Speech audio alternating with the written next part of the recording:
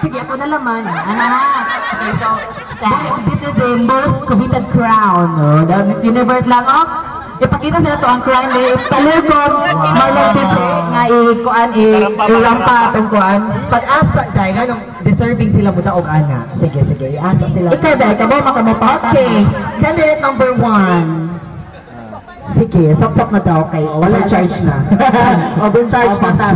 Okay, so, hawak ka kamay na kayo. Hawak kamay by Yan Constantino. So, nara nilang duha, no? Kung saan Diyan. Na-inlove sila sa usa-usa dahil. Come on, ha? Bantay mo, ando ha? Bantay lang. So, I'll be announcing the Miss Gay Planetario 2020. So, meaning to say, ang remaining is mga ang first runner-up. So, our Miss Gay Planetario 2020 is getting number si number 1 ba? O si number 3? Si current number 5! Gunit mo gamot pa na pa yung moments. Kaya pagaw na di ako diri, ha? So, stress na mo, anak. You're the super calm, you know, oh my God.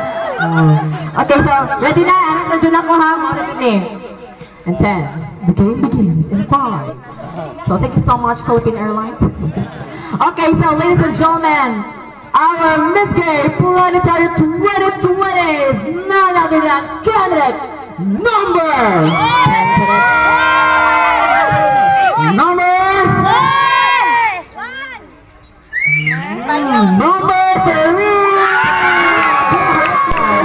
Congratulations! Second place winner on the stand is number 1. So congratulations for winning. So Merry Christmas all the judges, together with the CFO and the CEO of Planetario Royalty and Development. So, we'd like to thank our sponsors